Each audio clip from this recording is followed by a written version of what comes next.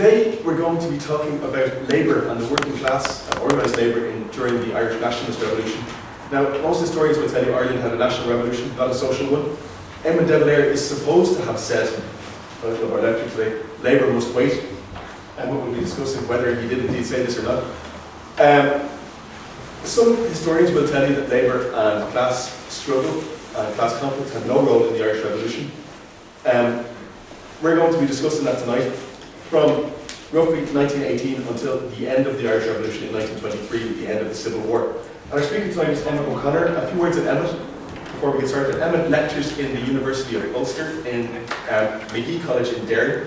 A number of his books, he's written A Labour History of Ireland, 1824 to 2000, Syndicalism in Ireland, 1917 to 23, James Larkin, biography of the famous labour leader, and finally Reds and the Green, Ireland, Russia and the Communist Internationals, 1919 to 1943. So can you please welcome Emmet O'Connor.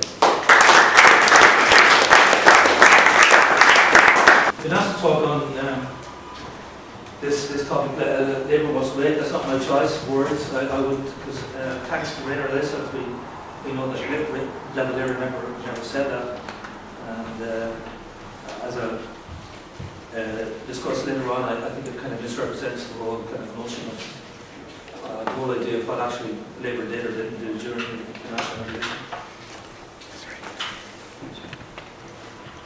But first of all, just to set in the context, now I'll talk about labour and nationalism, but to understand that, I think we have to understand the wider context. These were quite remarkable years, you know, 1917 to 23. I don't think the labour movement was as militant or as radical before or since. And the reason for that really was primarily the World War. Between 1914 and 1916, you had conditions storing up class tensions. Because when the war broke out, it was expected that to be a short war. There weren't the mechanisms in place, you know, to establish rationing systems and ensure equality of sacrifice and so on. There hadn't, Britain at least hadn't been in a big war since 1815. So they really weren't ready for the social consequences of the war. And as usual, when the war breaks out, you know, there's a shortage of goods, prices go up, but wages weren't going up. So this led to a lot of discontent amongst the urban workers in particular, who were on fixed incomes, where they felt that farmers and big business were doing pretty well out of the war because the demand for food. Britain's wars were generally good for the Irish economy. The last boom had been during the Napoleonic Wars, because the wars created demand, you know, for food, for men, for horses. So, but some people were doing well: farmers, big business, shopkeepers, whereas people on fixed incomes were having their standard of living eroded by inflation. But then, in 1916, things began to turn around, because he had similar problems in Britain, and it led to the possibility of a strike by munitions workers. And that, of course, was a real problem for the government. It jeopardised the whole war effort. Because by 1916, it was very much an industrial war. It's all a question of how many shells, how many bullets you could produce. So to prevent a strike by munitions workers and keep the war effort going, the British government started to liquidate national assets and release more money into the economy. They agreed to what were called war bonuses. Technically, you couldn't get a wage increase during the war, but instead you could get a war bonus. So there's a lot more money around by 1917, but in the nature of things, the money was only there for those who could get it, and to get it, people increasingly felt they needed to join the trade union. So membership of the Irish Trade Union Congress, which had been under 100,000 in 1916, rose to about 230,000 by 1921, or perhaps about 25% of the wage workforce. And that excluded perhaps about 30,000 workers in Belfast who, for political reasons, were not affiliated to, were in trade unions, but not affiliated to Congress. So it was also a time of 4 general strikes for example, there were about 18 general local strikes where workers, demanded across the board wage increases in local towns. Usually in places like Charleville, Youghal, Dungarvan, towns of that size, 5,000 or 6,000 population, where almost everybody was in the transport union, and various classes of labourers and so on got together and put forward common demands. And during these sort of general local strikes, they more or less took over the town, set up a permit system so that nothing could move without the permit from the union, which is a way not just of controlling traffic, but of ensuring that everybody accepted the authority of the union in the area. We also had Soviets, probably about 100 Soviets. We've all heard of the Limerick Soviet and a few others, but in fact, there were many more. And of course, the name was applied loosely. It's applied to any situation where workers took over an area. So sometimes a strike committee would be called a Soviet, or a factory occupation. But it was an indication of revolutionary intent, revolutionary aspirations, certainly. And obviously it reflected the influence that people were getting from international events. And then, this militancy was not just at rank and file level, but even within the Trade Union Congress, even the leadership was also affected by it. And in 1919, the Irish Trade Union Congress proposed to turn itself into one big union. They were going to turn Congress into what's called the Irish Workers' Union. This idea of one big union was taken from American Syndicalism, and that the hope was that you get all workers in one union rather than having them divided on the basis of craft and grade. And the union becomes, the leadership of the union becomes like the general staff of the working class, advancing not just industrial demands but political demands as well. And the hope was that eventually it would completely take over industry and society. Now, there were two reasons for this militancy, and one, is the revolution, the war. But the second was a revolution, at the time of revolution at home and abroad. And we tend to underestimate the degree to which the national revolution facilitated social radicalism, because, at a very simple level, it paralysed the police. It's very difficult for the RAC to take action against strikers when, the IRA was running around shooting at them and so on. But also I think that historians have generally underestimated the impact of international events in Ireland. The split has been created that before we joined the EEC in 1973, we were very isolated and insular, and people didn't know what was going on. So. But Ireland, I think, since the late 18th century is one of the most globalised countries in the world. Because of emigration, because increasingly became English speaking, and being part of the British Empire. The Catholic Church created a lot of links with continental Europe. So there was this international consciousness. And if you look at almost every major political movement in Ireland since the late 18th century, it's been a reflection of things happening somewhere else. And I think some people ask, why is it that there's no protests in Ireland, or have been no protests over the current crisis? Why have the Irish been quieter than the Greeks or the Spanish or the Portuguese? And I think the answer is that we're more globalised, that we're more affected by the German view of the crisis, and we can take that on board.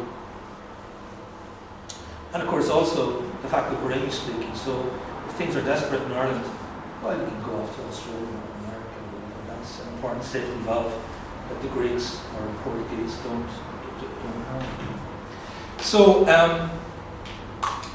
the war and the consequences of the war left had a huge impact on Ireland, because it became an industrial war, and you had the Russian Revolution in 1917, and by 1918 there was this feeling that after the war it was going to be payback time, for the unions, that there's going to have to be some payback in the peace settlement for organised labour. Also, you had the American intervention through President Wilson and the 14-point plan for peace it established democracy as a universal value for the first time, and there was a feeling that the post-war world was going to see a big shift to the left. There's going to be no going back to the pre-1914 world. You know, the world dominated by elites who blundered into this terrible catastrophe in July and August of 1914, which had led to the deaths of millions of people. You know, from now on, things are going to be different. It's going to be a new age of the people, and aside from that, just to keep workers out of communism, out of Bolshevism, there also had to be concessions to labour after the war. So that, you know, that sort of shifted attitudes, kind of sea change in mentalities, you know, affected Ireland as much as it affected anywhere else. So that was the context. But what I want to look at here is Labour's attitude to the National Revolution. And there's a lot of confusion about this. I mean, I suppose up to maybe recent times, the kind of conventional wisdom was that Valera said Labour must wait. And Jim Kelly used to give lectures about this. He'd say, Valera said Labour must wait, and Labour's been waiting ever since. And you know, the kind of assumption was that Connolly lowered the red flag to the green in 1916, and Labour's been sort of marginalised because of the national questions. Conversely, I mean, others would argue that there was a possibility that Labour could have captured the National Revolution, and Brian Farrell said, turn it into a socialist sword and create a workers' republic, which to my mind is going from one extreme to the other. So I'll try to go into the detail of what the actual position was. But to understand Labour's position on the National Revolution, I think you have to understand Labour's attitude to nationalism. Again, the kind of common assumption was that Labour was not really engaged with nationalism until James Connolly came along and said Labour had to take up the national question and so on. Which again is completely untrue, because right throughout, well, for most of the 19th century, from 1830 when trade unions first mobilised behind Daniel O'Connor and the repeal movement, up to the 1890s anyway, the strategic priority of the Labour movement was self-government, you know, the restoration of self-government, because they believed that the Act of Union and free trade with Britain was responsible for the decline of the Irish economy. And as early as 1830, they realised that you couldn't defend wages and conditions in a declining economy, you couldn't end economic decline without tariff protection, as they saw it, and you couldn't get tariffs without self-government. And to get self-government, you needed a national movement of some kind. So the strategic position of Labour was to support, you know, the leading national movement of the day, be it constitutional or republican. But in the late 19th century, there was an extension of British-based unions to Ireland. And in the 50 years after the famine, there was virtually a collapse of Irish culture, of national self-confidence. Most obviously, I think that's reflected in the language shift. And that's a big thing, you know, to shift your language from one to another. It's not an easy thing to learn another language and make it your vernacular. And if you're going to go so far as to learn another language, to learn English, well, you know, there has to be a very, very deep reason for that. And obviously you have to believe that, you know, things English are the key to survival and the way forward. So if you accept the English language, you know, well, everything else becomes a lot easier to accept. And the extension of the British-based unions to Ireland was, you know, symptomatic of that. There's a kind of a mental block, I think, in the Labour movement about this idea that Labour could itself have been an agent of colonialism. So, I made a point once or twice to Matt Larkin, and he got very annoyed about it.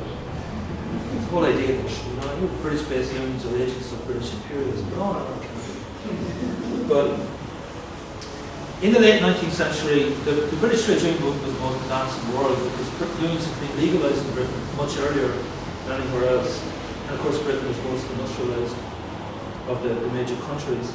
So it said that the British labour movement was the Rolls Royce of labour movements throughout the world, and it was spreading throughout the English-speaking world.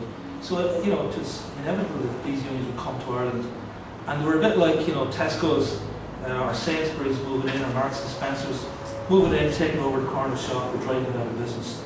The Irish unions just couldn't compete with them. And they brought with them not just their organisation, but a whole package of ideas. Their mentality, their ideas about the appropriate relationship between labour and society, labour and politics. And their general view is that nationalism was just trouble. It kept it at arm's length. Now, the British Labour movement officially supported Home Rule because their view was that it was a question of democracy. If you were a Labourite, you were a Democrat. If you were a Democrat, you really couldn't impose Home Rule. But they didn't really feel too comfortable with it. And this was the time of the making of the British Labour movement. And they saw Scottish and Welsh nationalism as kind of threats to the unity of the British working class. Irish nationalism was more problematic than had particular problems in the north. So, the attitude was that you had to support nationalism, okay, you had to do it, but you really didn't want to get involved with it. You kept it at arm's length as much as possible. Now, by 1900, about 75% of Irish trade unions were in British-based unions, and the Irish TUC was modelled on the British TUC. Ironically, they'd actually broken away from Britain in 1894. Formally, Ireland was represented by the British TUC from 1868, but in 1894 they formed their own TUC. But they actually, copied the British TUC. And this is a statement from George Leahy, the Plaster of Society. And you can see the kind of logic of that. As I said, the British Labour is the Rolls Royce of international labour movements. It worked for them, it should work for us. It seemed an obvious model to follow. But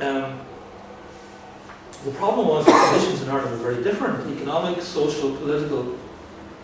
So trying to apply the British model to Ireland just didn't work. And the sort of attitude of Labour was, well, if it doesn't work, there's something wrong with Ireland. We have to wait for Ireland to change to suit the British model rather than vice versa. So it led to a mental colonisation, sort of thing talked about by people like Frantz Fanon, where the colonial elites tried to fit themselves into the model of the metropole and assume that the metropolitan model was the correct one. So that idea, I think, was there within the Irish Labour movement. Then along come Connolly and Larkin, and they partially reversed that. And again, I think it's significant, and I think it reflects our own mental colonisation. We have this image of Connolly, as the nationalist, and Larkin as the internationalist. There was a pageant to mark the 75th anniversary of the Transport Union in 1984, and it showed Connolly and Larkin on stage after the lockout. And Connolly was carrying a green flag, and he said, "I'm going to fight for the Workers' Republic, an Irish Workers' Republic." And Larkin was carrying a red flag, and he said, "I'm going to America to fight for the international working class." Well, it was written by Owen Harris, so what would you expect? That's the kind of image that we have, one guy's the green flag man, the other guy's the red flag man. In fact, Larkin was more nationalist than Connolly. And I think it says a lot about our attitude to nationalism. The trade union movements tried to bury that fact and not be willing to acknowledge it. But they kind of partly reversed this mental colonisation, but not completely. And of course, Larkin went off to America in 1914, and Connolly was killed in 1916. So the Easter Rising came as a shock to Labour. Connolly didn't really carry the Labour movement into the Rising with him. He couldn't even carry the Transport Union into the Rising. He took the Citizen Army, but that was that really. Liberty Hall was destroyed by British shelling. Union leaders were executed, others were arrested. Compass records were seized. And the employers were saying the people who were behind the 1913 struggle are same people who were behind the Easter Rising in 1916. So they were saying that Labour should be held legally, financially accountable for the damage done to the centre of Dublin in the Easter week. And Labour wanted to get itself off that hook. So the Irish TUC annual report for 1916 formally dissociated itself from the Rising. And Labour continued to have any doubts about association with nationalism. until the conscription crisis acted as a sort of a gateway to the national question. Now, conscription had a sort of labour pedigree because it had been opposed by the British labour movement and the Australian labour movement. So it could be seen as a labour issue. The British Labour Party had voted against conscription in January 1916 because they said this is Prussianism. This is the thing we're supposed to be fighting against. The state telling people to go out and die and so on. The fact that they voted against it, of course, didn't mean that labour leaders didn't go ahead and support conscription later on. But nonetheless, it had this labour pedigree. It was seen as a sort of a labour issue. So when the conscription bill was introduced, then the Irish, the Home Rule Party, Sinn Féin, and Labour mobilised against it. And when the bill was enacted, then the Home Rule Party walked out of Westminster. So Congress joined the National Anti-Conscription Committee with the Parliamentary Party and Sinn Féin. And on the 20th of April 1918, 1,500 delegates, 1,500 trade union delegates assembled in the Mansion House in Dublin to call a general strike for the 23rd of April. So this was Ireland's first general strike. It was a huge success. The Irish Times said that it was a day on which Irish labour realised its strength. And there's a huge upsurge in trade union membership over the next 3 months. And it seemed kind of proved positive to union leaders that there was a synergy between the industrial and political struggles. Now, even before this general strike, all of the main political groups in Ireland were worried about the growing strength of labour. And of course, they were conscious of what was going on in Europe and the shift to the left in Europe and the idea that the working class was going to be a lot more powerful after the war. So the unionists were hostile to the official labour movement. There were differences between unionism and nationalism on that account. And the Ulster unionists, they wouldn't have had to do with the official labour movement. So their response to the problem was to set up their own labour movement, the Ulster Unionist Labour Association. The nationalist Labour spokesman was Joe Devlin. He was MP for Belfast West. And he proposed a new democratic movement, as he called it, committed to co-partnership in industry and profit sharing. And on the 2nd of December 1917, Emmet O'Connor made a speech in Dundalk, which was reported in the Freeman's Journal, which of course was a pro-Home Rule paper, with the subheading, Labour Must Wait. I've taken much of this from Rainer Lausach's article in Sabre. O'Connor protested that he hadn't said that, which is kind of half true. But what he said was that trade unions should get on with their own business, and he had no problems with that. But the Labour Party should put the national question first. And he implied that Sinn Féin couldn't address the labour question until independence was achieved. But this phrase, Labour Must Wait, got legs, and Parliamentary Party spokesman insisted that Sinn Féin's policy of abstention from Westminster was tantamount to saying Labour must wait for this dim and distant republic before any progress could be made on legislation for social reform.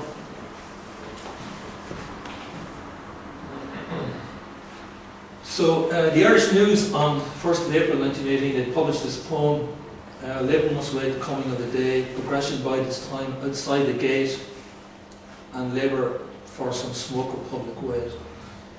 In other words, that it's an attack there really on abstention, because the Home Rule Party was abstaining from Westminster, but they planned to go back into Westminster after the war, and they were saying, look, we're going to fight for better social legislation. And Joe Devlin himself had a reasonably good track record of fighting for linen workers in Belfast. But if you're outside Westminster, you don't have any influence, you can't affect legislation. And if you support Sinn Féin, all you're going to get is 20, 30 years of abstention from Westminster and no social progress, and maybe eventually 40 or 50 years time we might get a republic. By August 1918 there was talk of a general election. It now looked as if Germany was going to lose the war. The Germans had launched their last big offensive in the spring of 1918, but it was turned back And of course now America was in the war, and more American troops were moving into Europe, so it looked as if the Germans couldn't, they couldn't last. But that the war, it was thought, would drag out for maybe another year. Now there hadn't been a general election in the UK since 1910, and the British government thought that it would be safe to hold a general election. So the expectation was that there would be an election pretty soon, and there would be a wartime election. So in September, the Irish Trade Union Congress Executive was enthusiastic about contesting this election, and they appointed Tom Johnson as Director of Elections. Now, at this time, the closest that Labour had to a leadership was the Trade Union Congress Executive. On paper, the Irish Trade Union Congress had created the Labour Party in 1912, and of course, Labour kind of dates its origin from 1912. But, I mean, all they did in 1912 was pass a resolution that they would seek political representation. And the reason, I think, well, there are a number of reasons, but I think a key factor in swinging Congress behind that decision was the expectation that Home Rule Parliament would be up and running by 1914. And felt that Labour should have some representation in that. So in 1914, the Irish Trade Union Congress became the Irish Trade Union Congress and Labour Party. And the party and the Congress were one and the same. This reflected the syndicalism of Coleraine and Larkin. There was a great suspicion of full-time career politicians at that time, particularly in Britain. We had this upsurge in militancy in Britain. But there was a feeling that the Labour Party was dragging its feet. It wasn't giving full support to the trade unions in the industrial conflict. And Coleraine and Larkin were very much aware of this, and said, look, we don't want that sort of thing here, so we'll make the Labour Party the same as Congress, so it'll be completely under control of the unions. But within the executive, two key people emerged, Tom Johnson and William O'Brien. So O'Brien there on the right, he was the most powerful man in the Transport Union, and the Transport Union was the most powerful union in Congress, so that was really the basis of his authority. On paper, Jim Larkin was the Secretary General, the General Secretary of the Transport Union, but O'Brien was the Treasurer, but in fact he was really running the show by his stage. But his interests were mainly in the union. He wanted to he was always concerned to look after the interests of the union first and foremost. And it was Johnson who emerged as the political officer. And I think largely because the others on the executive, they all had their unions to run, and they were mainly concerned with running their trade unions. Johnson, on the other hand, wasn't a union official, so he didn't have to bother with that. Johnson was the kind of guy who would make a good secretary. He was good at drafting policy statements, documents and so on. And he had experience as secretary of the National Conscription Committee. So, because he had kind of status and prominence there, Labour sort of appointed him as its, in effect, the political officer. In practice, really, the political leader of the Labour movement. Now, throughout October, the executive, or perhaps I should say Johnson, continued to take conscription very seriously. The executive of Congress proposed a joint conference on the issue with the British Labour leadership, and it told unions to prepare for action. In discussing the election with the executive, Johnson emphasised that abstentionism would be a principle for Labour candidates, because they were expecting a wartime election. The preparations for the election were not going too well, in the provinces at least. They were the only kind of political organisation or political machinery that Labour had was the trades councils. There had been a huge increase in the number of trades councils in 1917, 1918. So the expectation was the trades councils would really act as kind of the party political machinery for the election. So Navan and Queenstown trades councils didn't wish to contest the election. Cork, Waterford, Wexford and Bray were clearly in two minds, and they were looking for a lead from Congress and sort of kick the ball back to the Congress executive and say, well, What do you think we should do?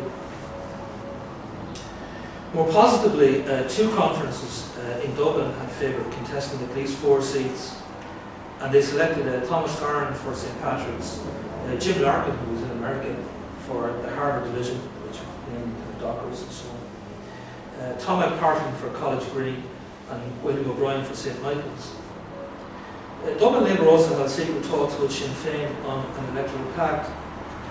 And in Belfast, the Trades Council created its own Labour Party and was determined to fight 4 Belfast constituencies. Now, in Belfast, the British Labour Party had sort of organised branches, but Belfast political Labour had more or less been driven into the ground during the Third Home Rule crisis. It was more or less moribund, but it was revived, as a reflection of the upsurge of radicalism from in 1918, and they applied to affiliate to the British Labour Party. But the British Labour Party said, well, no, you can't, because there's now an Irish Labour Party up and running, and we're in favour of home rule, so it would be contradictory for us to get involved in.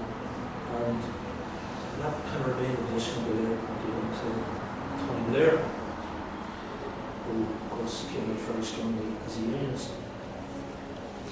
So British Labour told Belfast Labour to affiliate to the Irish Labour Party, which they didn't want to do. Although it's a curious situation that most activists in the Belfast Labour movement were they were in favour of home rule, or at least they preferred home rule to partition, because they believed that partition would lead to an orange state in the north. There's Connolly's famous remark that partition would lead to a carnival reaction, and that's often treated as a kind of unique prophetic insight by Connolly. But all Labour activists thought that. They all believed that. If you look at what Ramsay MacDonald is saying in the House of Commons, it's pretty much the same as what Connolly is saying in 1912, 1913. So the position of Belfast Labour was that they didn't really want home rule, but they would prefer home rule from Dublin to partition an orange state in the north. But they still didn't want to go, to the extent of affiliating to the Labour Party in the south, particularly because Labour was now so much more identified with nationalism, because it had opposed conscription, taken a very high profile in opposing conscription. And they tried to organise meetings in Belfast against conscription, and in one case they were attacked by shipyard workers and driven off the streets. So there was this thing called the Belfast Labour Party, and they were determined to contest the election on their own if necessary. So Labour had, the Irish Labour Party had agreed then that a special conference would meet on the 1st of November to decide Labour's position on the election. And at 11 o'clock that morning, the Irish Trade Union Congress executive met, and Johnson proposed that Labour withdraw from the election. 7 members of the executive agreed and only 2 opposed. No reasons or discussions were detailed in the executive minutes, but the executive's case for pulling out was recorded in the special conference report. And this is what Johnson said. So, there's been a lot of speculation on why Labour withdrew, and people put forward all sorts of reasons. But if you look at it in a kind of direct textual way, this is what they actually said. This is the reason that Tom Johnson gave for pulling out. The prospect before us is that the election will be a war election, but now it's going to be a peace election. Because the position of the Central Powers had been crumbling in October. It all began to go wrong for the Central Powers on the 28th of September when Bulgaria asked for an armistice. This really cut the ground from under the Austrians. The Austrians waltzed out of the war anyway by 1916. They were kind of kept going by the Germans. But now that the Balkans would be lost to the Allies, the Austrians felt they couldn't stay in the war, and it looked as if the Austrian Empire was going to collapse. The Germans couldn't stay in without the Austrians, and the German army was crumbling anyway in Belgium. The myth, of course, grew up later on, promoted by the Nazis, that the German army held the line, but they were stabbed in the back by the Socialists and the kind of peacemongers.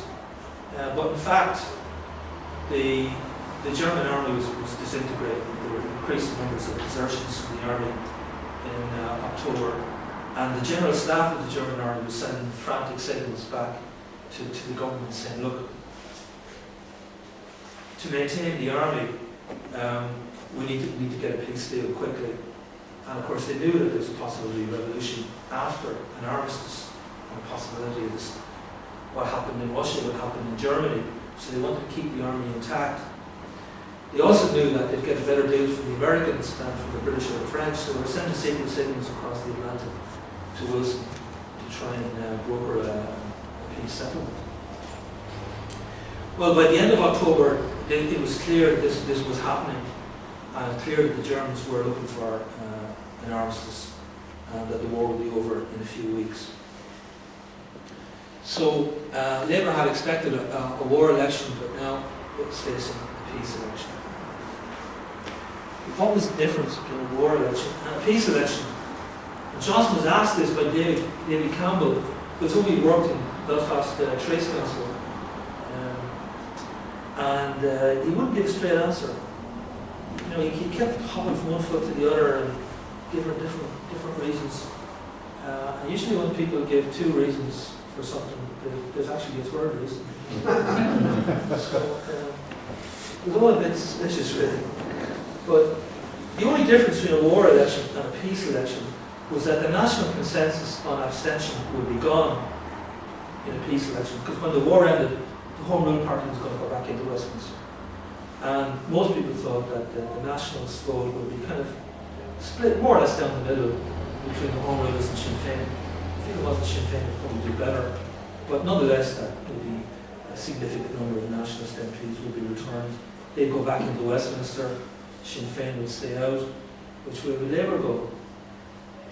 So, before, in a war election, Labour could say, oh, we'll abstain, we'll be part of this cosy consensus. But now, in a peace election, that sort of cover was gone.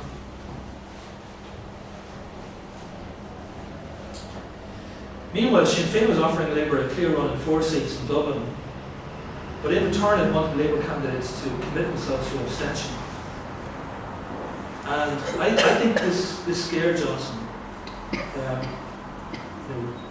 Johnson, he was not really the man, he was not confrontational by nature. He was good at doing what he was told, he was a good secretary, he was good at drawing up position papers and so on. But leadership and confrontation didn't suit him at all.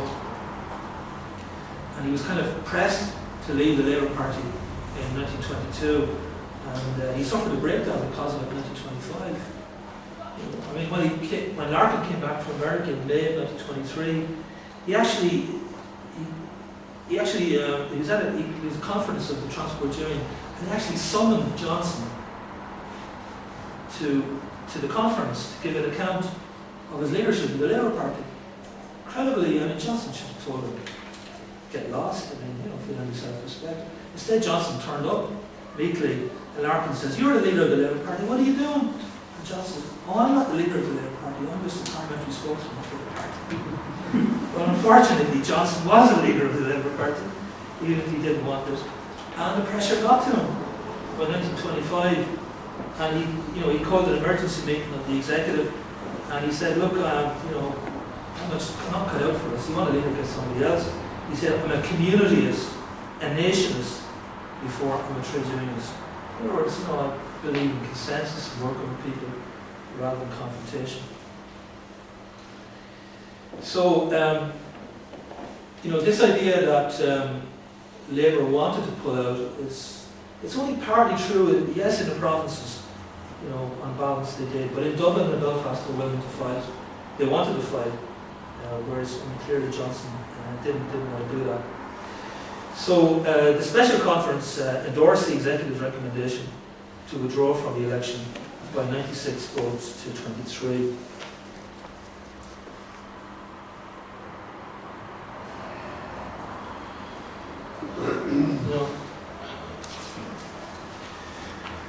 A can't go into the kind of nitty-gritty detail of all that happened between Labour and Sinn Féin and the national question, but I would like to kind of emphasise that the democratic programme, because it was important, and I think it illustrates the relationship between Labour and Sinn Féin and the importance of international events.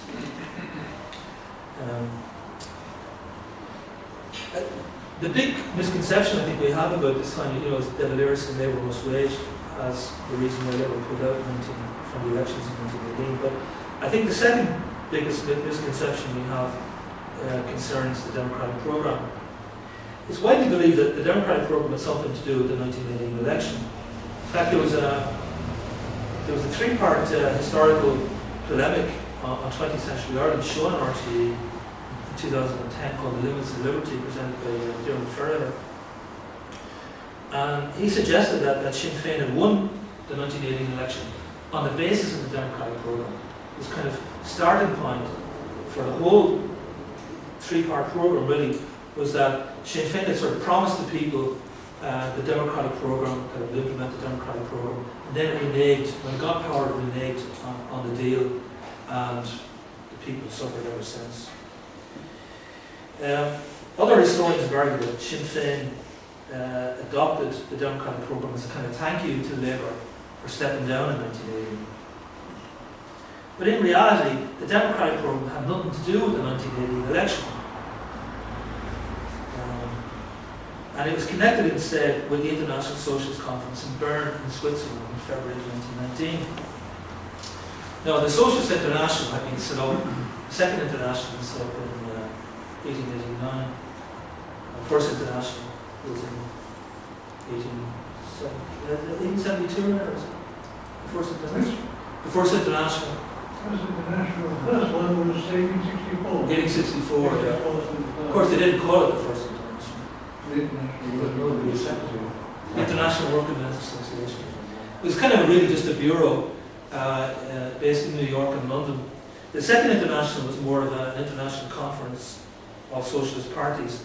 And in the run-up to 1914, they attached increasing importance to the war and the possibility of the European war breaking out, because of course you had the arms race going on between the two big blocks, the Triple Entente and the Central Powers. And the International said, look, if a war breaks out, we call a general strike, that the working class will not march off and fight each other. But of course, when the war broke out in 1914, the working class did go off to fight each other, and the International kind of collapsed in disgrace. So the Socialists called it an international conference in Bern in Switzerland in February 1919. And this was seen as an attempt to kind of restart the Second International. And the belief was that it would have a big influence on the Paris peace talks and the Versailles settlement, because there was going to have to be some sort of a payback for Labour in the post-war peace settlement. So in January of 1919, Sinn Féin and Labour delegates to Bern came to an agreement. Now, who initiated this agreement is not quite clear. Labour was becoming very interested in the international dimension. Partly because of Johnson, because he led that sort of stuff, but I think Labour was genuinely internationalist, genuinely interested in what was happening in Europe, and wanted to be part of it. And they definitely did, were very keen to send delegates to this conference in Bern. And within the Labour Party, there was also a kind of a ginger group called the Socialist Party of Ireland. It was people like Coleraine Shannon's who were quite prominent. And they were even more keen to be represented in Bern. And one of O'Shannon's arguments against standing down in the general election of 1918 was that if Labour didn't contest elections and get its MPs out of the election, it wouldn't be taken seriously in the Socialist International. So O'Shannon especially was keen that Labour would be in Bern. Now, whether Labour went to Sinn Féin and said, look, we're going to Bern, but we don't have any MPs, we'd like to canvass for the Republic, we'd like to canvass support for the Republic among the socialist parties, but without MPs we wouldn't take it too seriously. But if you adopt our social programme, or our programme as your social manifesto, well, that will give us some standing. We can say we've influence from this new Republican government, and that will help us to help you. Or whether Sinn Féin went to Labour and said, look, we're going to burn, will you canvass support for the Republican burn? And if you do, we'll adopt, your manifesto. I don't know, it's not clear. But the idea of a democratic programme did emerge from discussions between Sinn Féin and Labour in January of 1990. Sinn Féin gets very little credit from historians for adopting the democratic programme. Instead, it's criticised for watering down the original draft and then not implementing it. However, the original draft, which is drafted by Johnson and Colin Shannon, was largely aspirational. And the so-called programme didn't contain any firm demands. So it hadn't been endorsed in the 1918 election. And it didn't contain firm demands. So it was really neither democratic nor a programme. So the guy on the Sinn Féin side who was sort of moderating it was Sean T. McCally, who later became president. But I don't think he made too many changes. And I don't think it's reasonable to say that the thing was significantly watered down. I mean, I wonder how many people have read it, because you do from time to time get people saying, when are they going to implement the democratic programme or whatever? 1969 they had a kind of the Dáil met in a mansion house to kind of recreate the original meeting of the first Dáil, and Sheed Skeffington was there. One of the Sheed Skeffingtons anyways. When are you going to implement the democratic programme? What is there to implement? This is just the kind of bare bones of it. There are a series of paragraphs really. And the first two paragraphs more or less say the people own the country's resources. Paragraph 3 says everyone has a right to a share of the national wealth, which is more or less the same thing. But I don't think you could really take the government to court and say, well, the democratic programme says I have a share of the right to a share of the national wealth, so where is it? It's aspirational. Paragraph 4 says the first duty of the state is the well-being of its children. I'll put an asterisk there because that was partly implemented in that the Free State Constitution in 1922 guaranteed every child the right to free primary education. So, you could say they did something there. Paragraph 5, the Republic will abolish the poor law. This is actually introduced by O'Connor. It hadn't been in Johnson's or O'Shannon's original draft. The nationalist politicians have been criticising the poor law for donkey's years. It was introduced in 1838 as a kind of basic system of welfare. Undoubtedly, it was very unsatisfactory to lead to pauperism. If you went into the poorhouse, you had to wear a jacket with pauper written on the back of it, so you wouldn't forget what you were. Conditions inside the poorhouse had to be worse than the worst conditions outside. The nationalist politicians time and time again said, this is the real meaning of British imperialism. When we get our independence, we get rid of the poorhouse. And they did. In 1925, they abolished the poorhouses and the poor law. So again, that was kind of implemented. So paragraph 6 said the Republic will develop its natural resources. Again, sort of implemented, because in September 1919, the first Dáil set up a committee on the development of natural resources, and Johnson was appointed to it. So they looked at how to develop fisheries and the bogs and turf and so on. 7, the Republic will in overseas trade safeguard food supplies. So Johnson here was obviously thinking what happened in 1916 was a food supply crisis. The German submarine campaign was beginning to bite, and there was talk about famine in the UK, or at least very serious food shortages. And the Labour Party actually called a special conference and pledged that it would put a ban on the export of food, if it came to the crunch. So Johnson was also thinking of it. So number 8 there, O'Callaghan did make a significant change here. Johnson's draft said this Republic will encourage cooperative trade unions and workers' control of industry.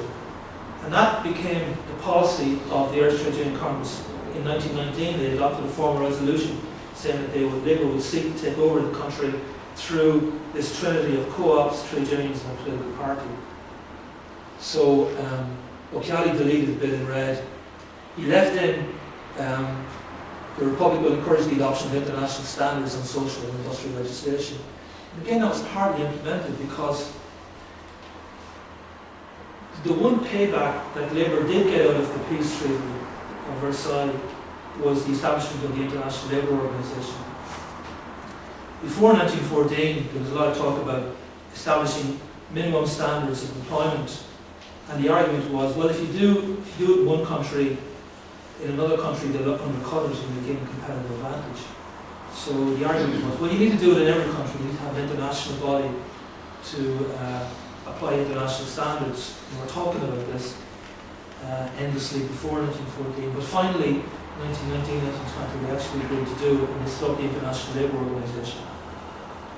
And the number 2 man in the International Labour Organization was Irish. In fact, better still, he was from Waterford. Who had been trained as a British civil servant and was sort of seconded to it, and eventually became director in Ulster. Edward Phelan, usually known as Ned Phelan. And he became director of the International Labour Organization in the 1940s. But curiously, although he'd been living in England from the age of 4 and he went to the university there, he was trained in the British Civil Service. After the Free State was formed, he turned into a kind of strong Irish nationalist. He applied for an Irish passport, and he was sending these messages back to W.T. Cosgrave saying, you should get the Free State, separate representation in the International Labour Organization.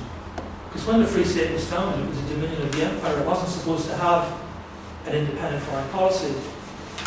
The dominions weren't supposed to have their own foreign policy. There was one imperial foreign policy made in London. So the Irish government actually used the International Labour Organization as a way of asserting Ireland's independence on the international stage. So they did accede to the International Labour Organization quite early in 1923. And Cosgrave obviously took this quite seriously, because when Tom McPartlin, who was one of the first Labour delegates to the International Labour Organization, woke up in Geneva one morning, dead from a heart attack. He was shipped back to Ireland, and Cosgrave gave him what was virtually his state funeral. So Labour did encourage the adoption of international industrial legislation. So the final paragraph was completely left out.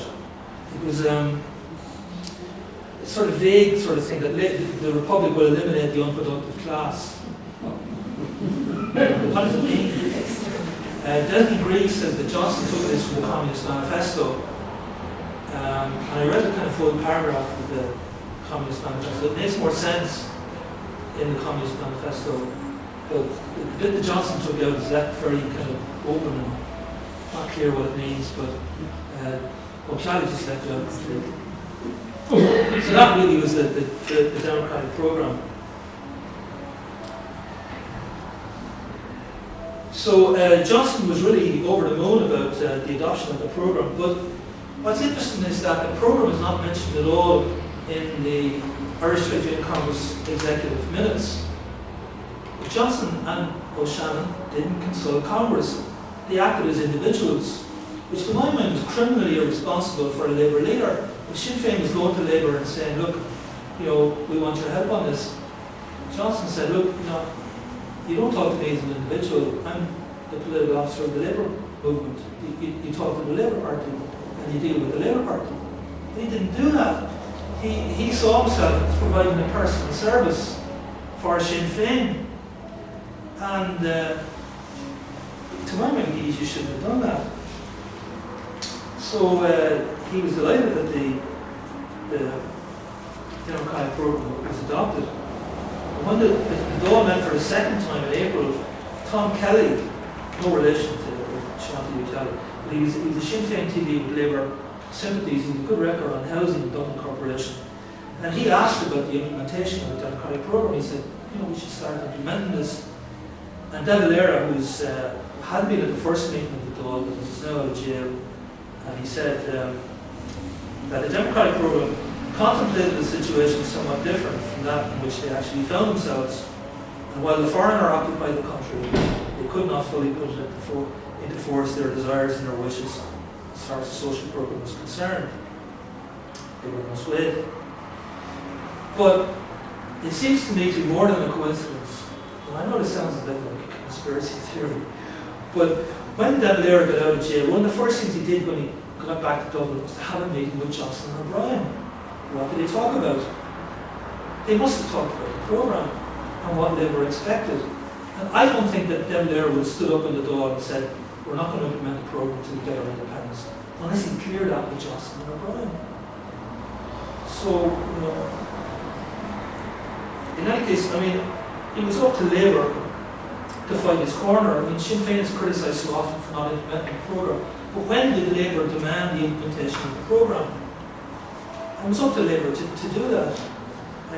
Obviously Sinn Féin could get away with not implementing it. Most Sinn Féiners would be quite happy with that.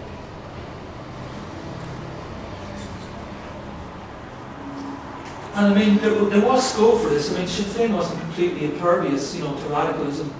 This is a series of concessions that they made to radicalism. The Lockout democratic programme, the Dáil Accords, which promised the basis of a democratic legal system. Most significantly, they created the Department of Labour and appointed Constance Markovich, former citizen army officer, big fan of James Connolly, as the Minister for Labour. And the Ministry of Labour in the First Republic was virtually, the Ministry of the Labour Party. It was seen to be a kind of, Sinn Féin's concession to Labour, and generally kind of took the Labour side in industrial disputes and arbitration and so on. And in fact, when the Republic was dissolved and the provisional government was set up in January 1922, Michael Collins invited Johnson to nominate the next Minister of Labour. It was, the assumption was the Department of Labour is in the gift of the Labour Party, so Johnson was invited to nominate the Minister of Labour. He declined. He said, we don't want to get involved in it. Well, significantly too, Sean Etchingham, who was Sinn Féin TD for Wexford, he's from Enniscorthy, and he tried to reorganise the fishing industry along cooperative lines against a lot of opposition from proprietorial interests, and he had the support of the Dáil in that.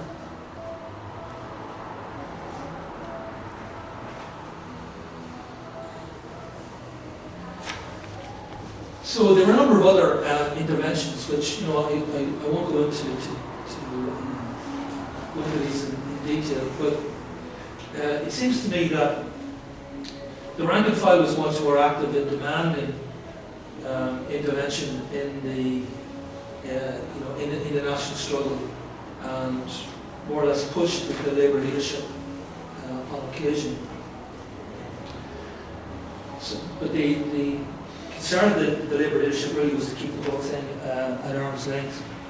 Now, in fairness to the leadership, they did think, that time was on their side, because the wartime boom, the 1917, 1918 boom conditions, that was followed by a brief post-war boom. Because after the war, people wanted to buy things they couldn't buy during the war, and everything was going great. So the Labour thought, go and contest the election in 1918, we're getting stronger and stronger by the day. But it all started to go wrong in 1920. 1920 was like 2008. Everything was going great in the spring. And then it all started to go pear-shaped at the autumn. And by the end of 1920, the economy is in recession. In May, unions are looking for pushing wage demands. By December, employers are looking for wage cuts. And by the end of 1921, you've got 25% unemployment. And employers are saying, we've got to get wages back to 1914 levels. We've got to put the unions back in the box and get rid of all this post-war radicalism. There's an interesting quote here from Luke J. Duffy, which to my mind really sums up the position of the Trade Union Congress leadership on the national question. Duffy was he was Secretary of Congress he was leader of the distributed work. He was official of the distributed workers union. Yeah, the Irish Trade Assistance Association, which later became the Irish Union of Distributed Workers and Clerks, and then the DASO, you know, its mandate, sounds like an aftershave. But just in case you think that I'm imposing a kind of a radical, you know, wise after the event interpretation, I mean, this is the view of, you know, a moderate Labour leader who could see clearly, at least by 1924, that they made a huge mistake. That, you know, they had the opportunity to get in there 1918, 1919, 1920, and get something out of the National Revolution. They didn't seize the opportunity when it was there. And now, by 1921, it was gone because the slump had come. And economic conditions were very bad. And then, you know, will come to power, and you know, it's virtually a political counter-revolution.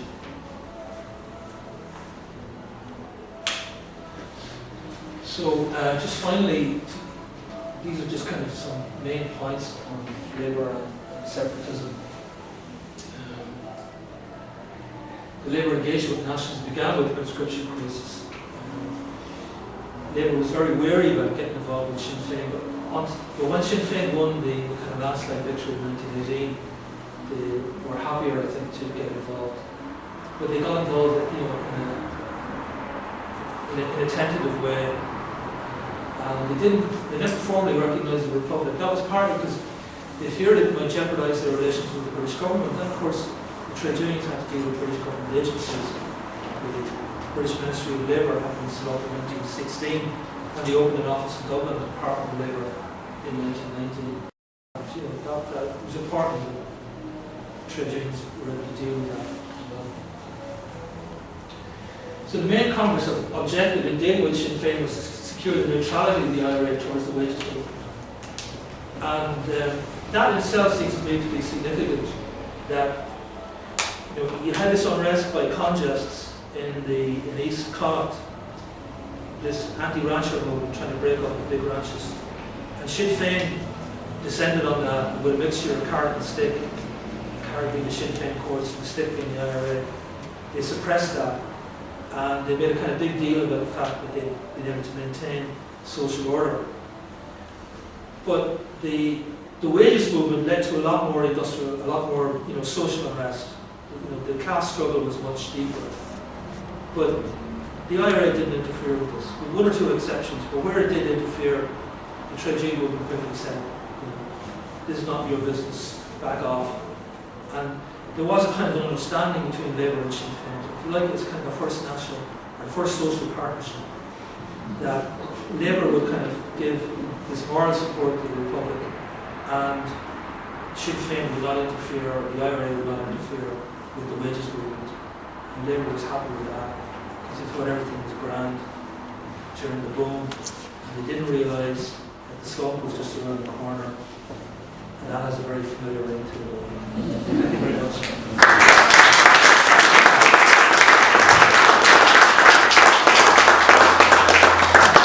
I'd like to thank Emmet very much for that talk, a very interesting talk. Before I open the floor to questions, just as usual, I'm going to sum up some of the major points in Emmet's talk. Emmet's argued that the Irish Labour movement owed its most recent roots to the British tradition. It saw itself as mainly an economic movement. That as a whole, obviously, elements have been involved in the Easter Rising, but as a whole, Irish Labour got involved with the Republican movement during the conscription crisis in 1918, launched the general strike. And Emmet has argued that afterwards Labour and the organised Labour movement missed its chance to play a leading role simply because they never grasped it, and that they never took the opportunity to play a leading role in the national struggle. So, with that summing up, I'd like to open the floor to questions. I'll pick out the people who want to ask questions. Please raise your hand, and again, as I always say, please ask your question as a question. It's much easier for Emmet to respond. Okay, gentlemen here at the front. When I first came to Dublin back in 1956, I had been adjusted by Desmond Reeves to be since on nationalism through Johnson. And he was quite old at the time. and a new nation was active in how the distribution used to come into the opposite side. It's a really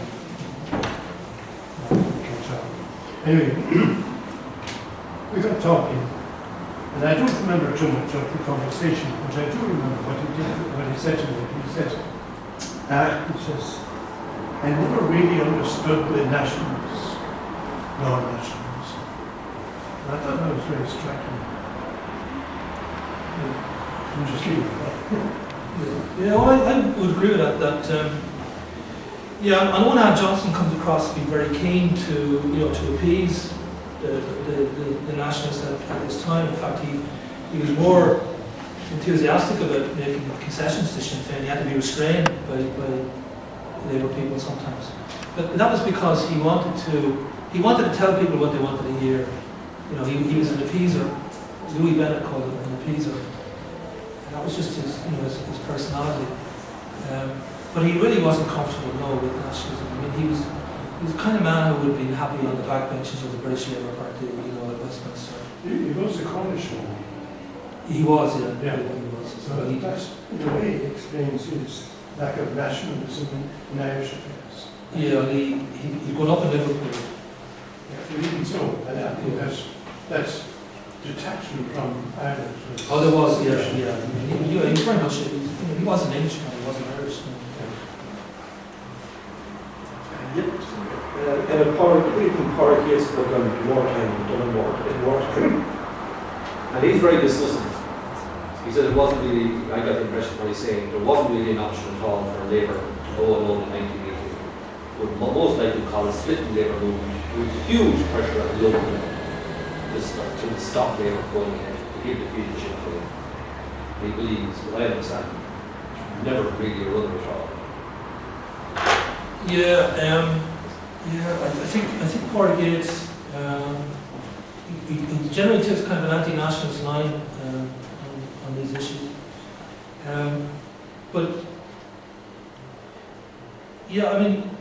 The Dublin Trades Council had, they convened 2 meetings in which they selected 2 candidates, and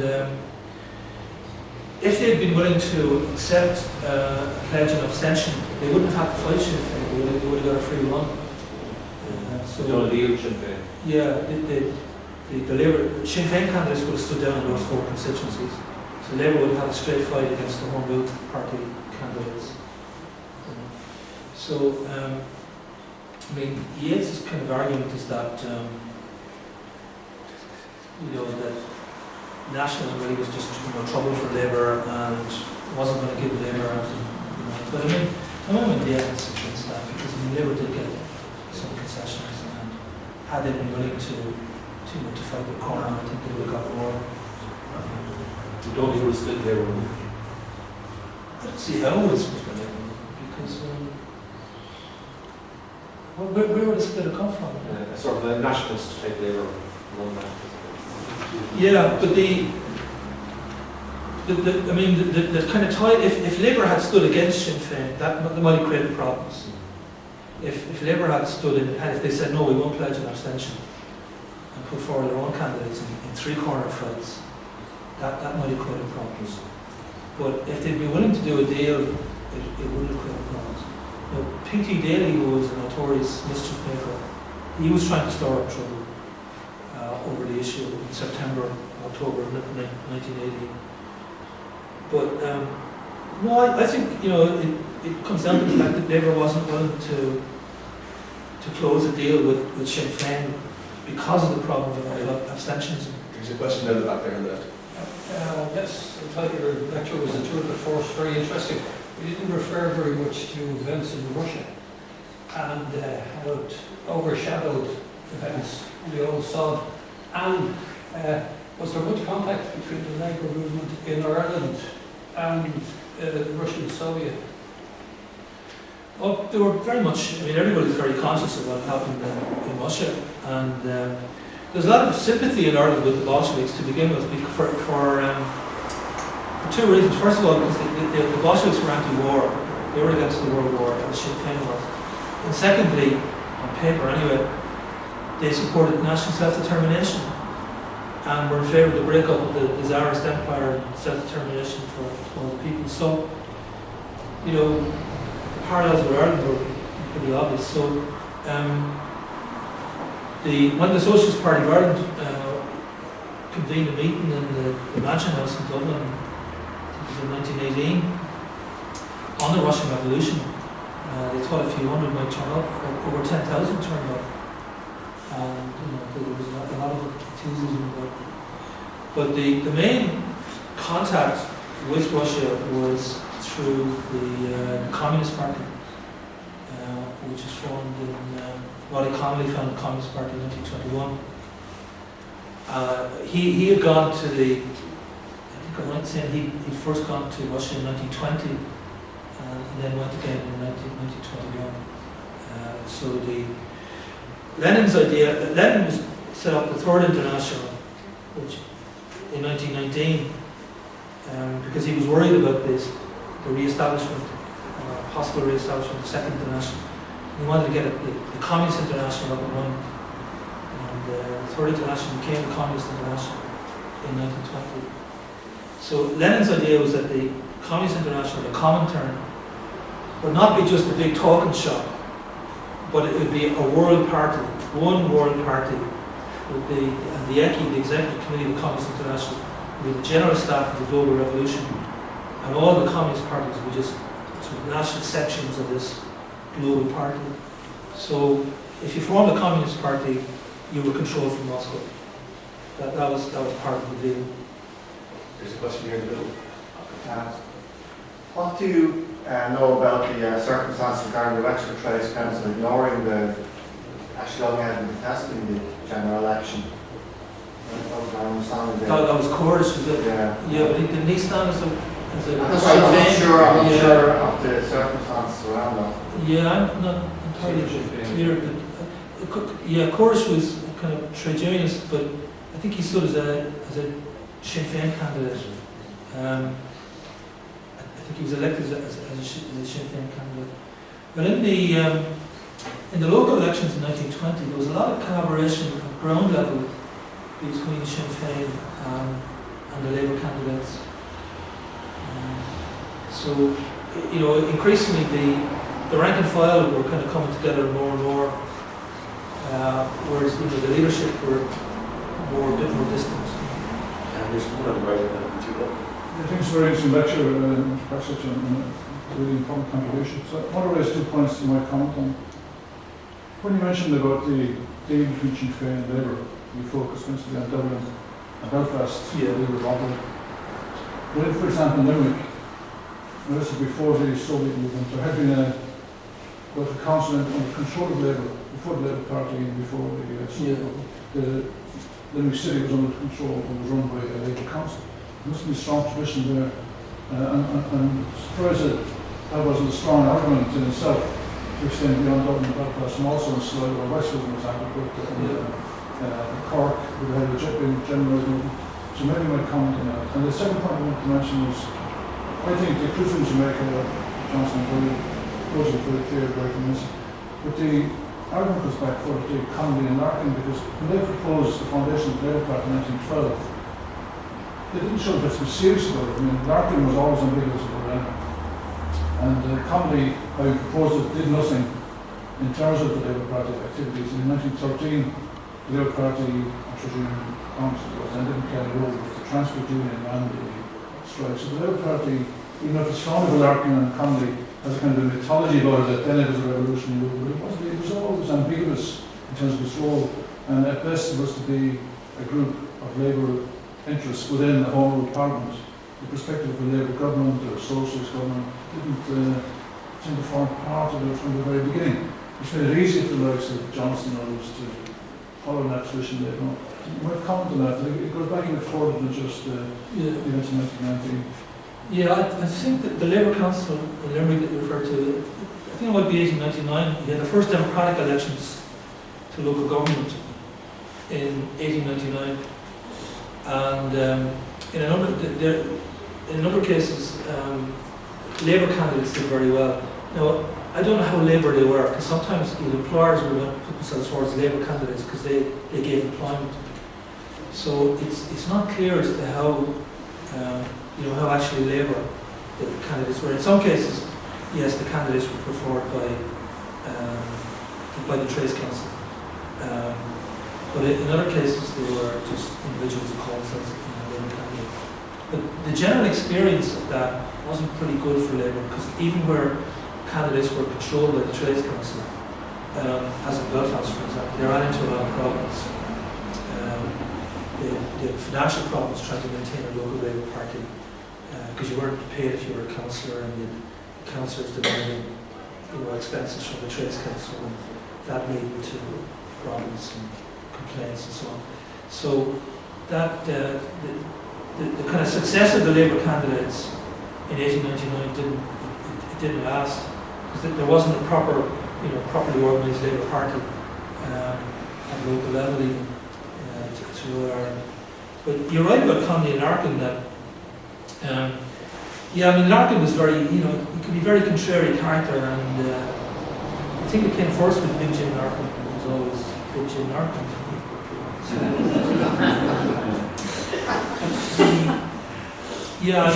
He started dragging his feet on the formation of the Labour Party. I think he felt Larkin was notoriously jealous. He was jealous of Connolly, although Larkin was far and away the bigger man of the two in terms of popular acclaim and so on. Larkin could stand on the street corner and speak to the masses. Connolly couldn't do that kind of thing. Connolly was good at talking to people who were willing to sit down and listen to him. But Connolly had this reputation of being a good socialist, indeed an international reputation of being a good socialist, propagandist, writer, and he was well respected by officials within the transport union. And Larkin didn't feel too comfortable with that, and the Labour Party seemed to be more Connolly's idea. Larkin started being awkward after the trial, and then he went off to America in 1914. Do you know too, but Connolly, that his kind of priorities shifted a bit when the war broke out in August 1914, and he thought Connolly's priority from the outbreak of the war in August 1914 was the revolution in Ireland. And the curious thing is that Connolly was a great kind of theorist and so on, but he had a very simple prescription for revolution in Ireland. Do it, and do it now. If it works, the time is right. If it doesn't work, better look next time. Why do you live in Larkin about Larkin being a nationalist and that kind of thing? What's the basis?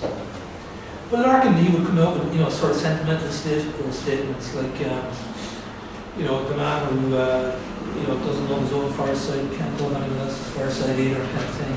And, he claimed to have been born in Ireland when in fact he was born in Britain. Of course, Connolly claimed to be born in Monaghan too. I don't know what to do after. His mother was of the opinion that he was born in Edinburgh.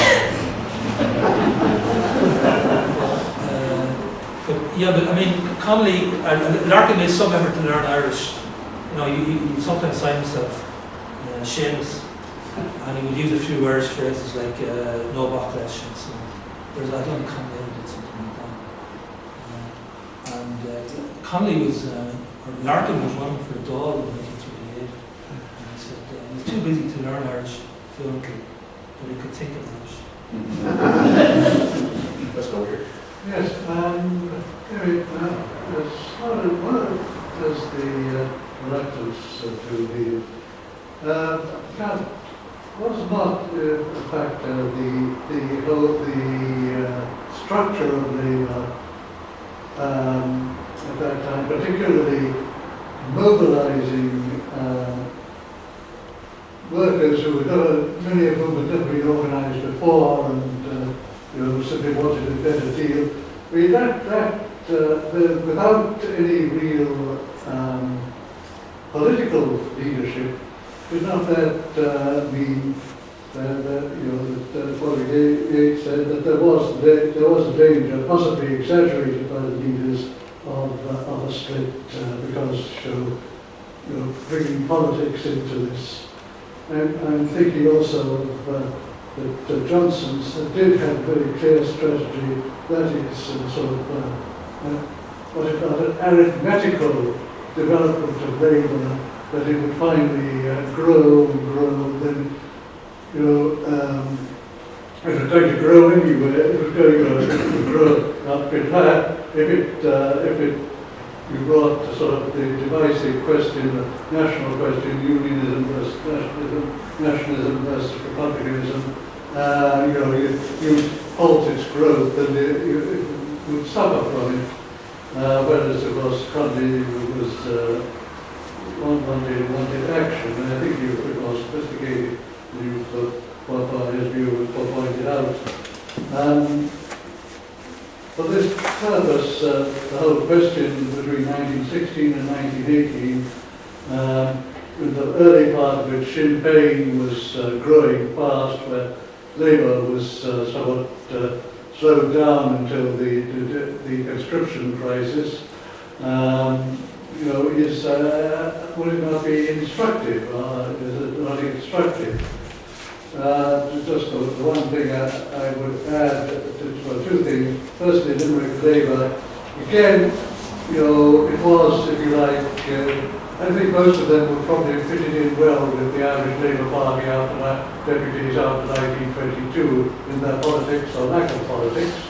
But, you know, it was sort of, well, what about the workers rather than anything sort of the nationalisation of means of production, distribution or exchange, any of that fancy stuff.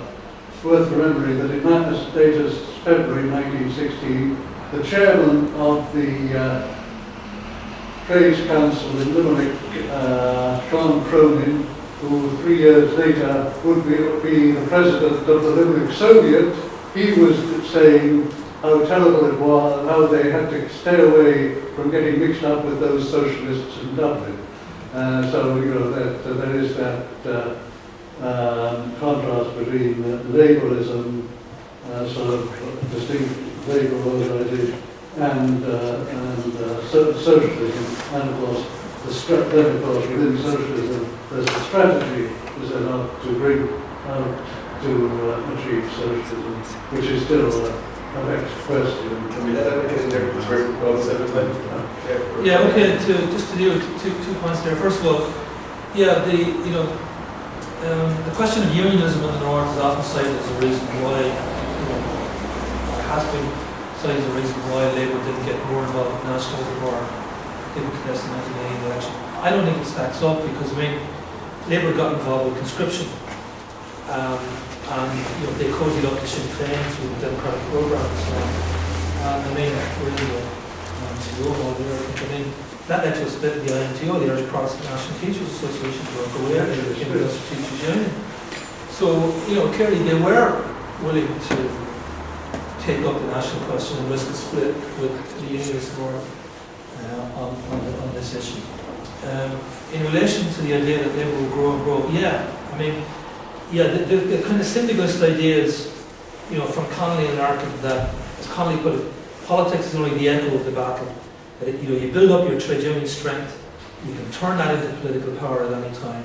And 1918, 1919, 1920, we're getting stronger and stronger by the day. It doesn't matter if we don't contest an election now. And we can do it in 4 or 5 years' time, we'll be even stronger again. So what's the problem?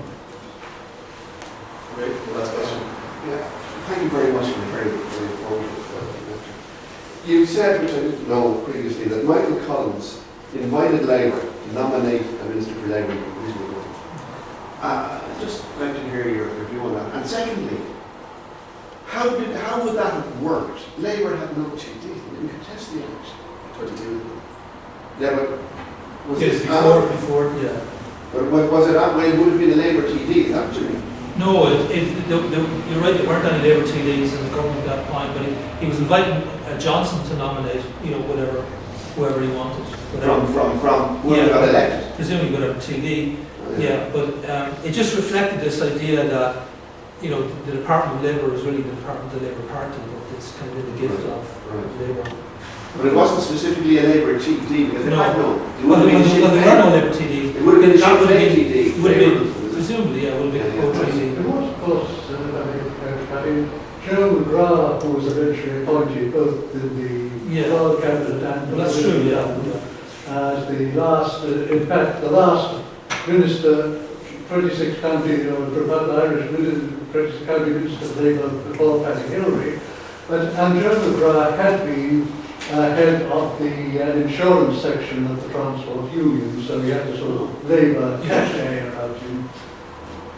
Well, he seemed to have forgotten it later on with his interest.